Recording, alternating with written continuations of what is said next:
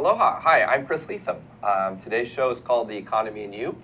Our guest today is Kai. Kai is from a company called VRCHIVE. Yes. Am I saying it correctly? VRCHIVE or VRCHIVE. VRCHIVE? Okay, excellent.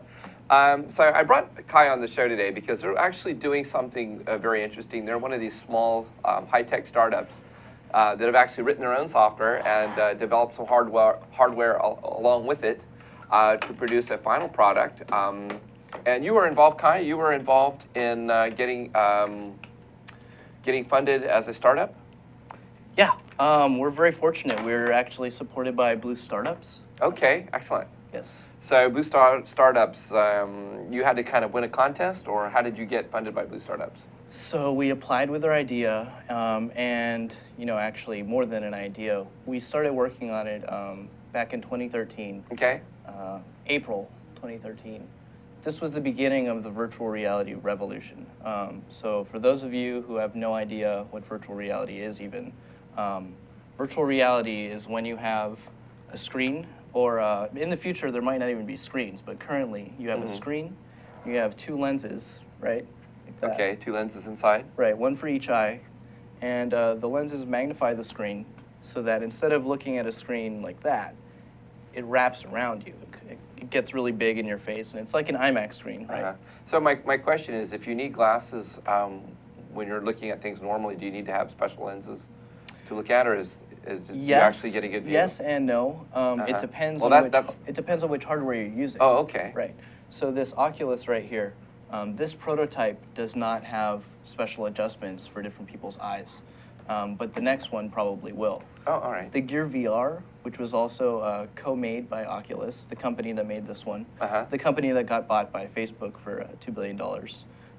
And the adjustments, this was just a prototype, basically. They weren't making this as a consumer product to reach everyone yet. That's still a little ways off. Still, okay, all right. So they're even in the development of this technology, they're still in beta, I guess, right. for lack of a better term. Everything is still beta. We're not really, the whole VR community and developer community as a whole doesn't really know yet what the killer app will be for VR. So we're minus a killer app at this point then. Right, but this is a really good point in time to get involved. Yeah, it is, actually, it is. Because you could be the guy who makes the next That's right, app. that's right. It's great. The guy that could be creating that application that sells millions and millions and make plenty of money. And I think Hawaii is a great place to do it. Yeah, that's right. Okay, well, so this is kind of an interesting thing, and I kind of wanted you to go and address some of the real world problems that you've had and challenges that you've had with the development. And of course, there's two component pieces of this. There's the hardware and the software. So, and one of the things that I think a lot of business people would appreciate, or somebody who's wanting to get into business, is what's it like going out there and trying to get somebody to help you build out a hardware piece when you don't have a lot of capital? It's tricky. Okay, well, that's okay. We tried. All right. But how did that go? Tell me how that went. So basically, to make a product, out of plastic, you need to have dies. You need to have a manufacturer. You need to make these connections, and often you'll want to go to China because you want to get it made as cheap as possible, right? Okay, okay. Actually, the U.S. is a little bit more competitive now, so that's pretty interesting. Almost the same rates. Oh, okay, So, okay. But there's still some advantages to China. All right. But what I found out is that, yes, you can have a product, but that doesn't mean anything unless you can prove that people want it, right? So I can say, yeah, we have this product that gives you virtual reality anywhere you go. You can bring it with you in your pocket, right? That's great. I think it's great. I'm sure a couple other people think it's great. But it's so early right now to tell if that's something people want. Okay, so when you were having this now, what is the product that you actually have had made? Is one of these the product that you're actually working on, or? So this is from Geodesic Dome. They're actually they were a competitor when we were a hardware company, but we've actually pivoted since we entered Blue Startups into being more of a software-focused company. Okay. So our software actually works with all the hardware. Doesn't, you can buy this, you can buy this, you can buy these. It doesn't matter. We want to support all of them. You want to support all the different types of devices that are coming out there. Okay, right. so you want to have a universal app. Right. So now, when you are working from a hardware position, because I think this is an area where people are going to find interesting, is the sort of the life lessons that you learned in going about working to get a product developed, a hardware product developed.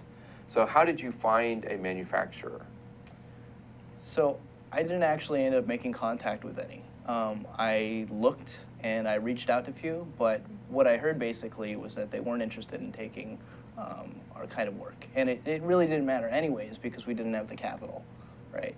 So we really needed to get to the capital point of, yes, we can afford to make these dies, because I certainly don't have, you know, 20 to 100,000, you know, in my savings ready to spend on startup ventures. Okay, okay. So then you were forced to abandon the production of a hardware piece then? Correct. And we so abandoned our hardware. You abandoned it. But were you prototyping it initially? Yes. Okay. We had several prototypes. And actually, I came on ThinkTech and showed the first prototype that I ever made to my friend Lindsay, which was this duct tape and foam prototype. Actually, I have a video of it, if you guys have that video. I don't know if Zuri has access to the video. Okay, we'll come back to it. She's still working on that. Okay, converting that. Okay. Okay.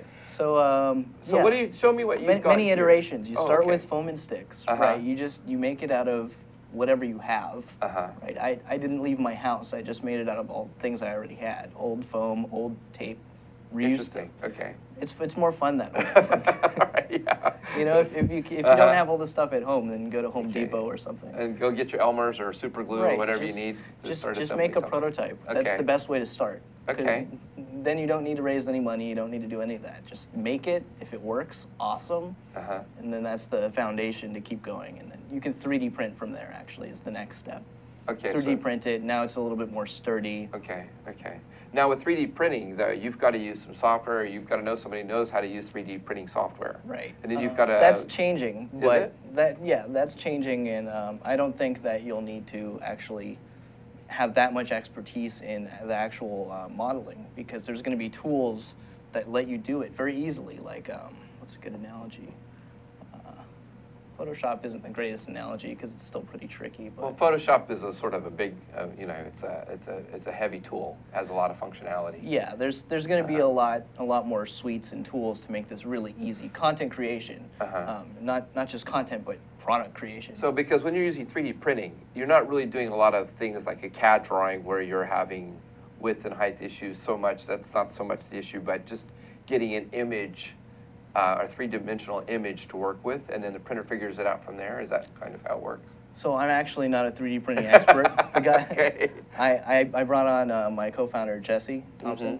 He's a really skilled 3D artist, and he basically controls all that stuff. So I'm more of the web developer. Oh, okay.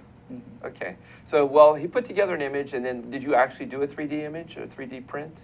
Of your device? You did? We did a few. You did a few, okay, to try that out. But you said that had some challenges if you're driving around in a hot car. Yeah, they kept melting in the car.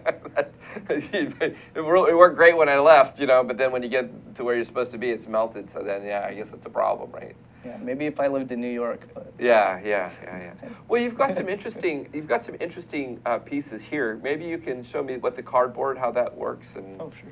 And you started with the cardboard, I guess, is the cheapest iteration of a design. Right. So, so Oculus, this company raised millions of dollars, billions of dollars, tons of research and development, and time to make this, right? And then Google comes along and they say, hey, look, we can do what this does, but for like 20 bucks. Piece of cardboard, some lenses. Wow. And here's the really crazy part. It uses a phone. Okay. So you've got a, what kind of a phone do you have here? This is an LG G3. An LG G3 phone. Okay. Right. It has one of the highest pixel densities on the planet. So it's really high resolution. More pixels than most people's televisions. Really? Okay. Higher than 1080, if you know what that means. So let's open this app. So, I had it open already. So maybe you can show the audience kind of what it looks like. Actually, the way this works is that it creates a whole world all around you, right? And actually, there's nothing behind us because we're sitting this way. And the way our software works is it's uncomfortable to turn around like this, right? Right, that's right. So we don't put stuff behind you, and that's why you can't see anything really on the screen. There's some stuff. Yeah. As you start to go that way. Okay, but basically, using the sensors in the phone, it reacts to our head movements once it's on your head, right? And so I looked at this icon, and now it's bringing us into, it's loading this Minecraft scene. You ever heard of Minecraft? I've heard of Minecraft, yeah. I guess they're using Minecraft now to teach children about computer programming, which is, by the way, in some of the schools now. And Minecraft is a virtual world environment? Okay, very nice. So this is a picture of a virtual world. This is not actually Minecraft. This is putting you inside Minecraft. Okay. So we put it in here. Close it up. And then you can look inside. Wow. Right. And I'm seeing a virtual world, three-dimensional. I guess it's not, the lenses aren't quite, oh yeah, you got to put it up really close to your face. Okay, that's very interesting. Too bad we can't let the audience see it that way. But it's, okay, so you have this device here. It's made out of cardboard. How long has this been out available? It's been probably around 4 months. About 4 months now. So it's a relatively new product. Maybe a little less, actually. Oh, wow, that's pretty amazing. 500,000 or more in the wild. Is that right? So this, of course, probably means if you're walking around the San Francisco Bay Area and you walk into any coffee shop, somebody's working on an app for something like this. Right. If you've ever been in the Bay Area and you walk into Starbucks, there are programmers everywhere. I mean, if you went to the CES show this year, Consumer Electronics Show, there's more VR companies, virtual reality companies now than ever before, and it's insane. They're taking over, you know. There's 30 or more cameras that you can use to capture, you know, pictures that we can view in virtual reality. Well, she's got it available, so we're going to let Zuri go ahead and play the video that she has, and we can. Okay, so this is your initial That's the prototype. First prototype, right? Awesome. Barbecue sticks and foam. Wow, that's really inventive. I have to give you credit for that. That's really awesome. So. And show what it looks like inside. Yeah. So you used some styrofoam, some sticks. Did you have to use any kind of glue or? No glue. No glue. Wow. No glue. And that's your virtual view. That's your view. Right. That's what it looks like when you're turning around. When you're turning around inside of it. That's inside a geodesic dome. Oh. A picture of a geodesic dome. Not an actual dome, of course. Wow. Awesome. Doesn't fit in the phone yet. Well, that's pretty awesome. And so, but. You know, we've been talking about virtual world technology for a long time. You know, pilots use heads-up displays now that are sort of virtual world, so they have a better sense of what's going on around them in a battlefield scenario. Right. And I suppose that there's lots more opportunities to use this technology in medicine. Everything. In all kinds of things. Everything. Inspection, you know, if you're doing... what do we use the internet for, right? Everything. Yeah.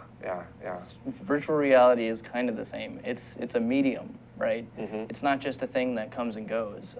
We didn't until very recently actually do really good virtual reality, like really convincing. Like no motion sickness, you actually think you're there. Oh, those are some reactions. Yeah, this is how people respond when they're involved or utilizing these devices. Yeah, we call it the O face. The O face. That's awesome. Okay. Well, we're going to come back after commercial and talk a little bit more about some of the challenges that you've had with this and where your company's going. I'm Chris Lethem. This show is called The Economy and You, and we'll be right back. Thank you. Okay, this is ThinkTech Hawaii, and it's Wednesday. Every Wednesday is Energy Wednesday here in Hawaii, the state of clean energy. 4 to 5 p.m. every Wednesday. Come and listen to us. And just to show you what I mean, I'm going to ask Sharon to tell us more. Come and see us every Wednesday, as Jay said. And we have people like Jim Albers from HECO here and co-host Ray Starling here every Wednesday. We not only go on Olelo and OC16, but also stream live. So please come visit us hear about the latest in clean energy. Okay, Jim, you've been here. You got any comment on all this? As important as energy is in all of our lives today, this is a great forum and a great format to vet those issues. So I encourage everybody to listen in and participate. Okay, Ray, what do you think for a close? Well, I think this is the greatest show in the energy world here in Hawaii. You can come here every week, 1 hour, and catch the latest on what's happening and hear from the people who really know what's going on, like Jim Alberts. We appreciate your coming today. Thank you. Ray Starling, Sharon Moriwaki, Jim Alberts, and Jay Fidel here in Hawaii, the state of clean energy, 4 to 5 p.m. Wednesday. Aloha. Aloha. Yeah, hi, welcome back. I'm Chris Lethem. We were just talking a little bit about some of the interesting things that Kai has been focused on, why he got into this technology and what inspired him to get involved with this. You know, and so I thought I'd just kind of let you talk a little bit about what got you motivated. You know, a lot of people have interesting stories about what got them involved in certain aspects of their life, and clearly this was kind of a calling because you've put a lot of time and energy into this. Right. So share with me a little bit about Yeah, it's pretty much, I had this experience where I was walking down the hallway in my house, right? And in this hallway, I have all these pictures on the wall, family pictures from, you know, the past, you know, maybe 7 or 8 decades, maybe 9. Wow. Really old pictures going back, black and white. They're fading apart. And I was just thinking, well, okay, so this is what me looking at my ancestors' technology at the time, what did they have to record and save, you know, these moments, to pass them on to us? This is what they had. They had black and white, and then they had color, and then they had HD, and then they had 3D. And I was just thinking, well, what's next? What happens after we can't make cameras any better? You know? And we reach a point where it's HD, HD, HD, HD, HD, HD. Then what? Then what do we do? You know, what are we going to evolve past that? And I guess I got my answer when I tried virtual reality, because immediately I realized, okay, this is the future of everything. This is going to change everything. And I knew that because you're literally transported somewhere else, right? And the implications of transporting yourself somewhere else are so massive. Yes. Like, and the feeling you get when you're actually in virtual reality versus if you're just looking at a screen. You know, I watched there's a TV series called Stargate Universe where they had these stones and people could swap bodies, you know, so their consciousness would change and they could pass over long distances. And so, yeah, maybe Zurich can put up a picture. But the interesting thing about this is you actually can sort of move yourself into a different realm or a different reality where maybe you are now sitting in a classroom at Yale University. Right. And you know, I'm participating in class on game theory or mathematics or, you know, higher calculus. So this is where it's great. You can put someone anywhere. You can do work training. You can do education. You can put someone in the middle of the solar system, or on the outside of the solar system, or the middle of the Milky Way. You know, like you can do crazy things, and the scale is all intact as well. Right. So you lose scale when you're watching something on a TV screen, for example, right? Everything's small. Like, I'm small on that screen right now. I'm not really this big.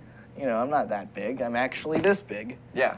And so it's really awesome when you have that scale in virtual reality. It really brings everything together.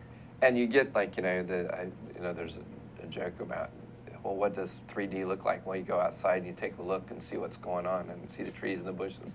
Well, that's 3D, right? Right.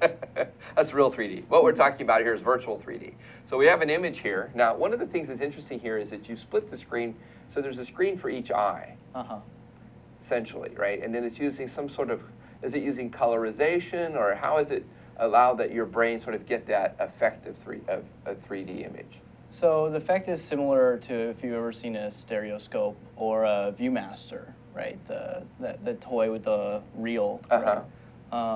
It's just a stereoscopic image. The difference is that we can turn our head, right, and look behind us. You couldn't do that with a ViewMaster. A ViewMaster was, you know, straight ahead. That's right. But this is like You turn around. Now, it's but it's also three-dimensional. So things have perspective, right? So things that are closer to you. Sort of. So Sort here's of? the thing. 3D is a word that can mean many different things, and different technologies use the word differently. Okay. What we do is stereoscopic 3D, where the image itself actually is not a 3D image. It is a flat 2D image. It starts off that way. Okay. And I sent you a picture of that too, if you have one of those. Do you have the Kaka'ako picture? Zuri probably has a Kaka'ako picture. Yeah, that Okay, one. Yeah. Yeah, so that's what the picture looks like, before we wrap it onto a sphere. Okay. So that's how the effect is achieved. Oh, all right. Okay, so when you say you wrap around a sphere, though, that's like sort of like done with software. Correct. Okay, so then the software creates that vision of Right. something being wrapped. Right. So that what happens is as you're moving, you're only seeing a part of that image. Exactly. And so as you're moving your head left to right, you're adjusting to a different Right. part of the image, and that gives you the... Right, and the awesome effect here is that if I'm looking at this picture of Kaka'ako, right, and I'm looking straight ahead this way, and that's where the water is, right, and there's land behind me, if I turn around this way, I turn around that way, and I turn around all like crazy, the water will always be there, that way. That's the magic here, is that it's really sticking to the same place. There's a stickiness. Okay. In the reality, it's firm. It's there. you know. So now this is imagery. Right. Now, as video, I'm assuming that the real kicker here is that when you start to move into real-time video environments, Sure. and that you're creating the same sensation. So virtual reality will shine the most for use cases of video games, right? Because the gaming market is huge. Video games are one of the biggest industries in the world. But as far as like regular people, casual use, regular consumption of this technology, I think that a lot of it will be video, 360 video. And what I see though is so many other applications. For example, let's say somebody's welding. So you got a guy who's sort of a junior welder. Right. And he's doing a welding job, and you can't be but you're the senior guy, you have to oversee what he's doing. You need to be able to check the weld. So you may have that guy put on the glasses and then have the signal transmitted or camera, and then you can go and actually have the ability to inspect the quality of his work, especially, let's say, if he's doing welding under the water, like deep sea welding kind of stuff. So this is interesting. Yeah. You're getting into the use cases that might be a little more practical for augmented reality. So virtual reality versus augmented reality. Virtual reality, you're completely immersed in the space. You're blocked out from this room right now. If I'm looking through, you don't see through. You don't see the cameras, right? But augmented reality, you'd see through. You'd see the cameras, and there would be an overlay. I think what you're talking about would be a little bit more useful with augmented reality. Okay, well, there you go. Because then, right, you could be on site. I could be looking at something, and actually Microsoft came out with a product recently, or hasn't come out with, but announced that they're going to come out with. HoloLens is an augmented reality headset, and it's very interesting. Wow. One of the use cases they demonstrated was remote assisting someone do plumbing on their kitchen sink. There you go. Yeah. Right. Okay, but this is called augmented, not virtual reality. Right, because then they can say, okay, loosen this, and they can draw it, and then you'll see it on top of the pipe. You'll see that it's, I need to loosen it that direction or this direction. Oh, okay, okay. This piece is the piece I need to remove. So what it's actually doing is sort of doing an overlay Right. as an instruction set Exactly. to the work that you're doing. Right. Wow, how awesome is that? It's like Google Glass, but not stuck over here. It covers the whole area. It's what Google Glass should have been. Okay, well, all In right, my interesting. Interesting. So let's talk a little bit about the software.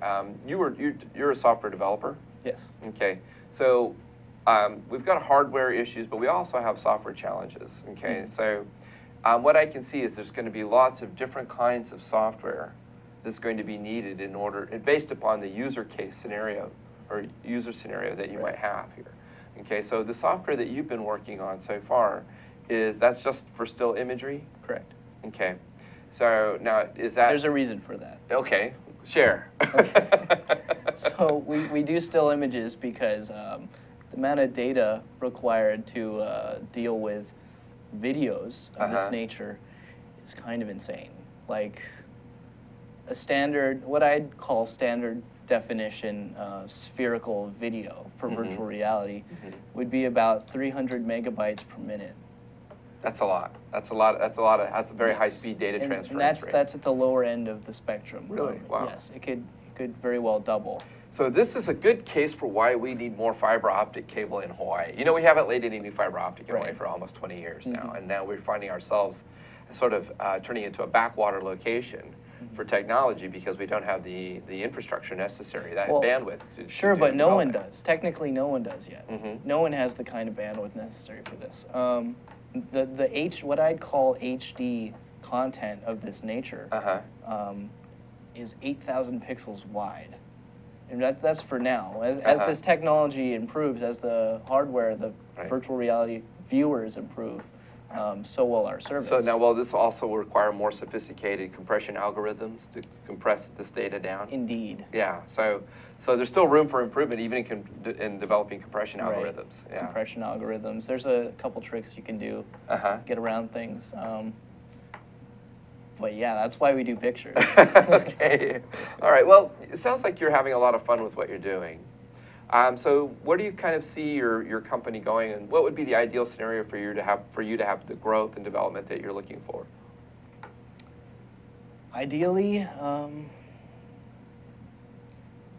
you know, besides money. Right. So it's hard to predict even what our growth is going to look like. We haven't actually done an official launch yet. Okay. Okay. But maybe what we can do is talk about, do you need more developers? Do you need... Yeah. Okay. What do I need? Yeah, we do need some development support. We're development-minded ourselves. Okay. But we need to grow our team a little bit. All right. Yes, development, LAMP, you know. What technology are you utilizing right now? So web technologies, HTML, CSS, JavaScript, you know, Apache, all that stuff. We're also doing stuff with the cloud now. Microsoft or Windows Azure and Amazon Web Services. Okay, so we're doing quite a few things because our software is cross-platform. So like I was saying, how it works on all these things. That means it works on PC through the browser because we made a website. It works on phones through an app because we made an app. And all these things talk to each other. So now how is it that, is this technology available? If somebody has a phone and they have one of these cardboard pieces, is there actually stuff out there available for them to see right now? Just general VR apps? Well, yeah, is there anything that they can download at this point to start? From us or from anyone? From anyone. Oh yeah, there's tons of stuff. Oh, okay. Tons of stuff. And actually there's a certain category in the Google Play Store on Android for virtual reality. Is that right? Yeah. Wow, okay, we'll share more with that. We're gonna go to commercial. I'm Chris Lethem. The show's called The Economy and You, and we'll be right back. Stay tuned. Thank you. Ted Ralston, folks, host of our show at ThinkTech Hawaii called Where the Road Leads, where we talk about technology influencing the future of Hawaii. Technology, of course, is the art of solving problems. We always bring in interesting and informed guests who can see from different perspectives and different points of view how that future might unfold and how technology can assist us in getting there. So once again, join us 4 o'clock to 5 o'clock on Fridays. Ted Ralston, your host. And please, if you have ideas that you'd like us to address on this show or folks who you think should be on it, let us know. Aloha, Yappers. This is your host, Kingsley, for the Yap Show. Every Friday, 3 p.m. to 4 p.m. Eastern Time. You can catch us here live, ThinkTech Hawaii, and then later on we upload to our YouTube channel. We talk about youth issues, policies, youth programs, and how to transition yourself into adulthood. But this was like a sign, I guess. Hey, life's like, hey, now's your chance to go back to school, which I'm doing. Catch us here again live, 3 p.m. to 4 p.m. Hawaii Standard Time. Aloha. Aloha, welcome back. I'm Chris Lethem. Our show is called The Economy and You. Our guest today is Kai from VRCHIVE, and Kai Kau, is that how you say it? Yes, sir. Kai Kau. Kai Kau. Kai Kau. From Hawaii. He's born and raised.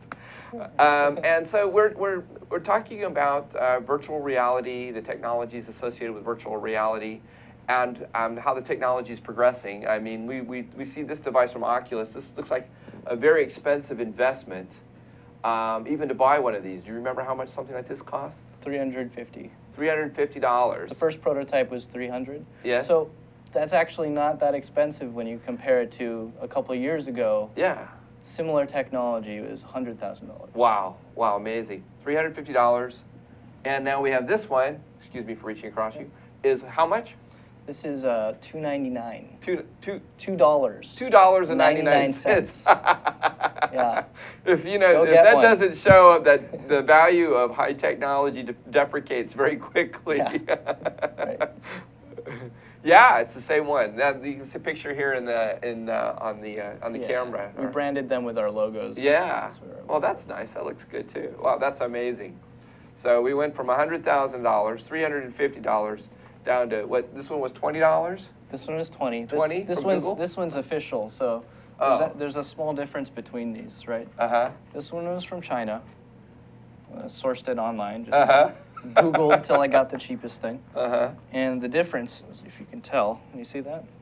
You see the size? Slight difference in the size. Okay. Slight difference in the size, but that actually makes a kind of a big difference because of the way the lenses work. Oh. Right? Because if you make the lenses too far apart, then you're not looking through them. You don't get a good 3D. No. You effect. need them to be like this and not like this. Like that. So which was the better investment then? The $20 $20 made by Google one. Okay. Actually, this one, the made by Google ones retail for $20. They're made out of slightly higher quality cardboard than these. Oh, okay. But Google didn't actually sell these. They gave them away. So this is actually one of the originals that they gave away to people. Oh, okay, interesting. At a conference, Wow. Google I/O conference. And it doesn't look like there's all that much involved in the development here. I mean, the lens, I guess, is probably the most expensive piece to this. Wow, it's fascinating. Actually, the magnet, probably. Oh, the magnet. Well, you know, it just goes to show what happens with technology, how it keeps making things more competitive and bringing prices down as people get more inventive, creative with the solution. So you talked about the software that you've been using. You've been developing in the .NET environment. Not Unity. the .NET, Unity environment. You've been using the Unity environment. And so how long did it take you for you to build out your initial application? With Unity, a day. 1 day to develop the application? Yeah. Wow, that's fast. Yeah. You must have been using some... I needed help, though. I had to ask my co-founder for help. Oh, you had to ask for a little help. Okay, wow. So it took a whole day with two of you. Wow. This is a prototype, though. You know, this isn't the fully built-out thing. Right. So you still have a lot of programming to do. Yes. Okay, awesome. We've been working on that Okay. rigorously. So let's talk a little about where this has had an impact already. You said that there was a lady who was ill or was... Yes. And what was going on with that? Can you share a little bit of that backstory? Yeah, that's an interesting story. Basically, an elderly woman battling cancer had a relative who knew about virtual reality, was a part of the revolution that's going on right now. And you know, they contacted Oculus and they said, hey, Oculus, we have someone who we think could benefit from your technology, right? So they got the Oculus for free from Oculus. Okay. They loaded up Oculus Street View, which is like Google Street View, but ported to Oculus. It's not official, but it's just it was one of the first... Work in progress. Yeah, it was one of the first early tech demos, you know. And her response to it was pretty interesting. She couldn't leave her house very much because she was dying. And this gave her the ability to leave her house and actually go outside. Not actually, but, you know. Gave her the sensation that she was going outside the house. Right, and it's really powerful because she saw herself.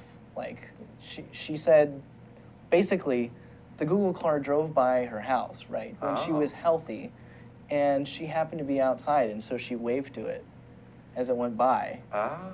And then she saw herself in virtual reality waving to herself. Oh my goodness. Healthy her waving to herself. Yeah. It made her cry though, because seeing herself walking around and stuff, it's very emotional. Yes. But you know, this is the kind of thing that I'm trying to get across to you about the whole, you know, you would get that experience on a screen, but it's kind of different in virtual reality. Actually being there. Yeah, gives you much.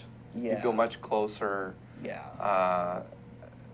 From sensationally. Right. The sensation of being much closer to the people and sort of being as there with them. As a storytelling tool, this is going to be possibly one of the most influential pieces of technology ever, in my humble opinion. Wow, amazing, amazing. So now, is the goal to eventually be able to toss away any hardware device and then have people just have that experience or sensation without having something like this, or will this always have to be a part of the solution? I mean, I think eventually it'd be cool if we had stuff just in our minds, right? Or some people come up with the contact lens idea. These are very fringe science at the moment. No one's really sure exactly where things are going to go. Well, you know, I take, you know, here's how what I see is akin, I don't know if you've ever seen those photographs or those images where if you sort of look at it the right way, things come out of the image all of a sudden, you know, but you have to sort of stare at it for maybe 15, 20 seconds, and then all of a sudden the image starts to bring itself out. Right, like optical illusions. Yeah, it's kind of like, an optical illusion, but you sort of learn to train your mind to do that. And maybe what happens is that we figure out ways to more easily train people's mind so they can experience it. And again, I'm sort of just brainstorming here, but. So virtual reality is all about trying to get the most natural interface with computers, right? You know, because the technology we use now, keyboards, mice, right? First of all, why is a mouse called a mouse? Second of all, maybe because it's how it looks, the original. Right. Second of all, these ways of interacting with our technology are not how we interact with the world, right? Palmer Luckey from Oculus, founder of Oculus, he had this great example of the way we, you know, grab a water bottle and drink it, right? This is very natural. I'm used to grabbing things with my hand. I'm used to doing this, right? Right.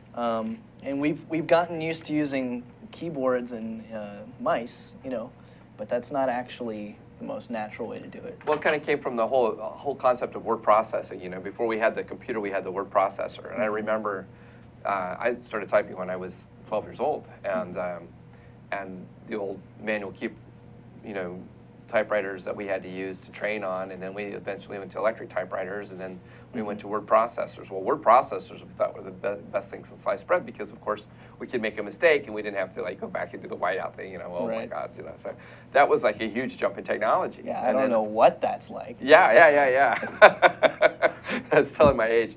But anyway, we went from so we've gone a long way from the manual typewriters to you know, but of course the keyboard has remained a constant input device because often we spend a lot of time typing and producing things, and of course with the mouse it gives us a tool to drag and drop things on the screen. Now, of course, the question is, why didn't we have two mice? Or, you know, why isn't the mouse built into a keyboard in a way? Well, of course, we built the mouse into the keyboard, thinking, okay, instead of a separate device, we'll build it right into the device itself. And so our hands don't have to leave the keys, okay, which actually, you know, you still kind of have to, you know. Right. So it slows you down, and anytime you leave the keyboard and you have to go to the mouse, and back and forth like that, it slows down the level of work, work that you're doing. That's the great thing about being a human, right? Is we're always optimizing this technology for us. It's like, okay, well now we have touch screens. Now touch, okay, that's a little more natural. Okay, I'm liking that, and yeah, I think eventually we won't have to hold our hands up and look through like this.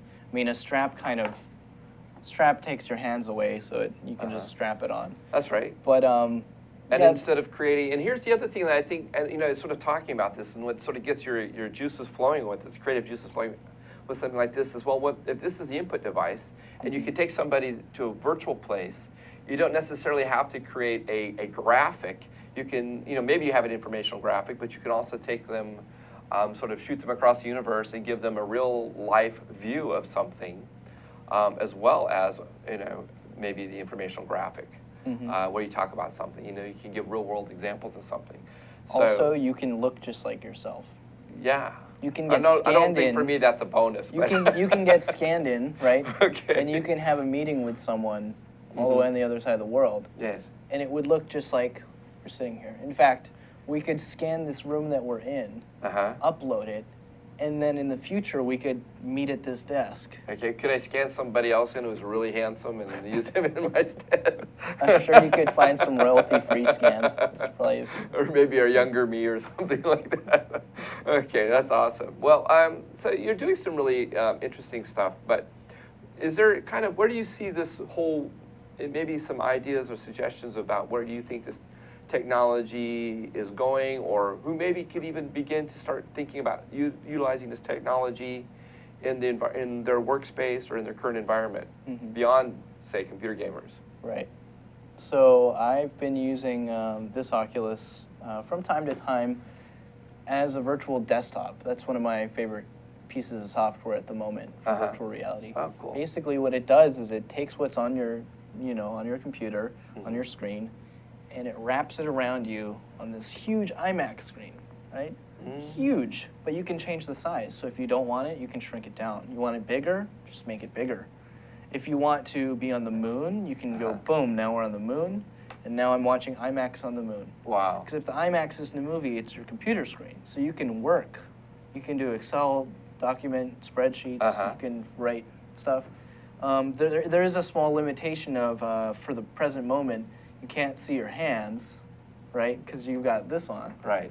So you have to kind of know good enough where you're, how to type. Okay, so touch type would be necessary. You need to know how to touch be type. able to feel it. Yeah. But you've got your but it's computer great. screen in front of you. It's great. Wow. It's great. I can have a screen of any size, and I can have multiple screens. Wow. All around me. I can just put screens like this. Wow, how cool is that? Imagine how great that is for people in the stock market, right? Well, yeah, absolutely. Of course, the question is you sort of get information overload, I guess. One of the challenges with somebody who's done investment trading before is that you get information overload when you look at too many screens, and you have things dinging and popping and banging, at you to try to say, hey, pay attention to me over here, right. here. Oh, it's hectic. Yeah, it's pretty crazy. But it sounds like you're really doing some exciting stuff. And where can people find out more about you and your organization? You can find out about us at VRCHIVE.com. VRCHIVE. Oh, no A. No VR. VRCHIVE. Okay. It's interesting. Archive spelled with a V. Okay, so who are some of the people? Tell us a little bit about some of the people in your organization. So we've got two guys on our team right now. Jesse Thompson, he's the 3D artist. We've got Evan Young, who is a student at UH Business School. Okay. Entrepreneurship. He's VP of Entrepreneurship Club there. And then yourself? And myself, my background. Yes. So here in Hawaii, I started Hawaii Virtual Reality Club to basically bring people together around this because it's so awesome, and you should show up and you should come down to our club. Yeah, sounds great. We meet at MIC monthly on Fridays. At MIC? Yes. Okay, excellent. Innovation. Well, we're out of time. And it was very good to have you on the show. Thank you for coming down. It's sort of last minute, but thank you for coming down and bringing all your equipment. I'm Chris Lethem. The show's called The Economy and You, and we look forward to seeing you again next week.